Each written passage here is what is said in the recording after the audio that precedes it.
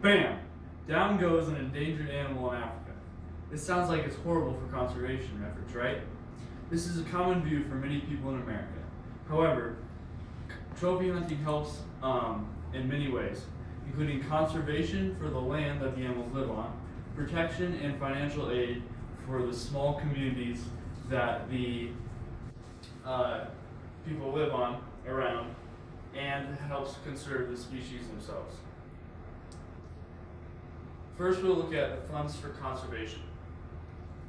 First of all, trophy hunting is the main way to fund wildlife refuges and national parks.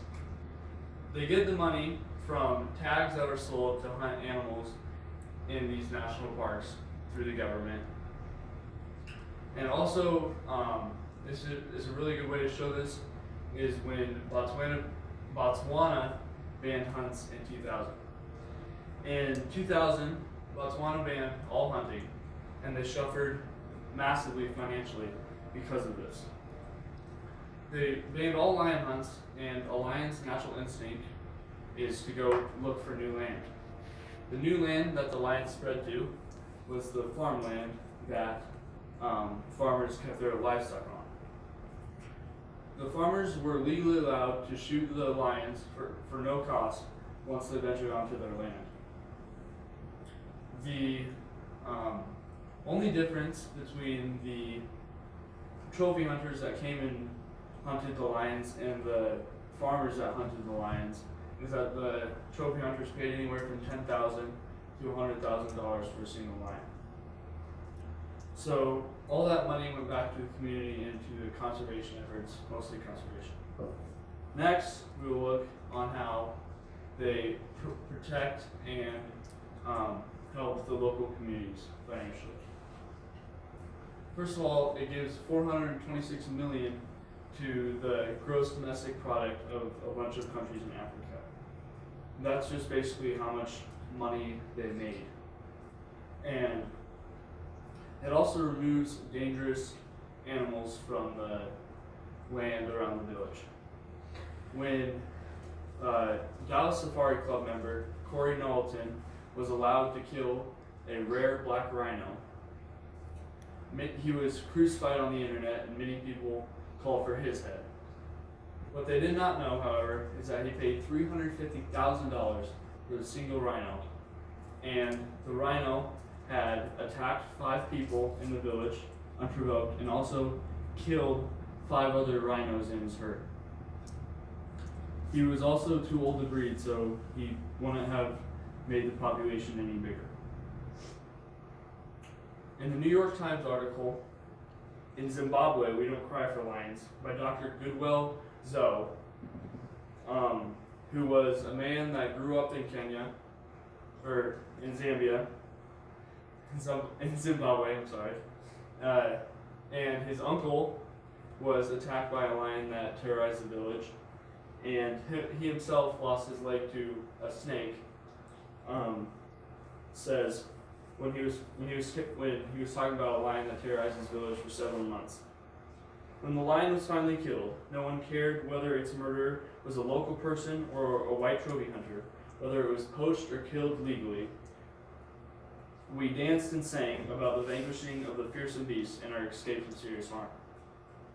This shows that it truly is a very dangerous animal to all these people, and people can actually help a lot of people by killing them. It also helped South Africa financially.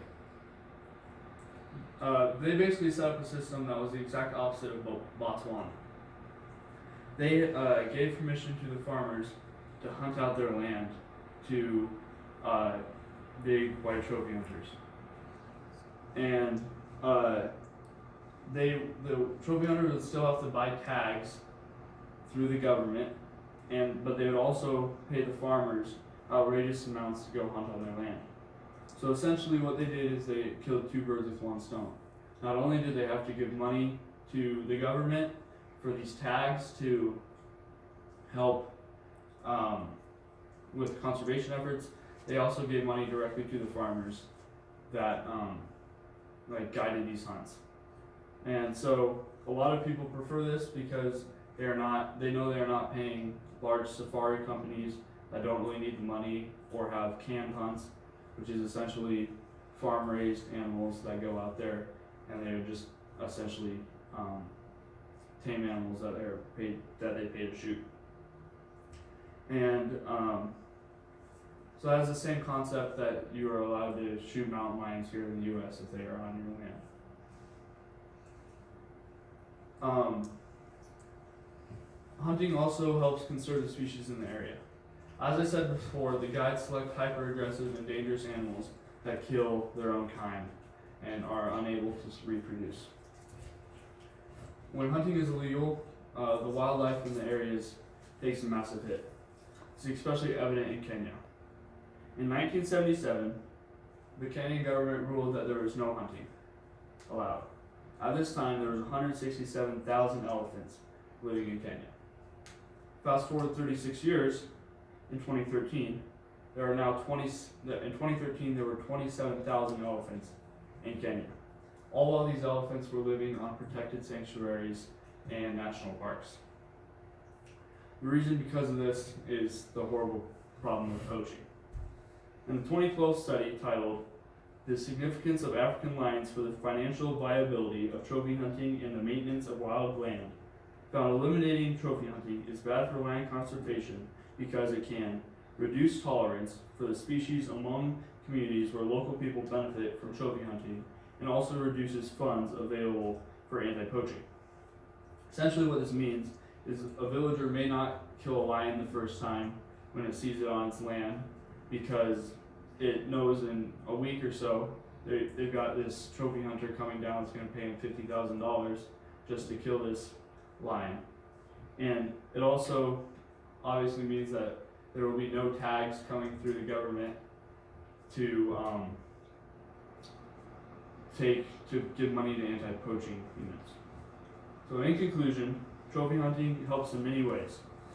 It takes out aggressive animals that hurt their own herd. The money goes straight to conservation and communities, and it is a very effective way to support communities and their animals.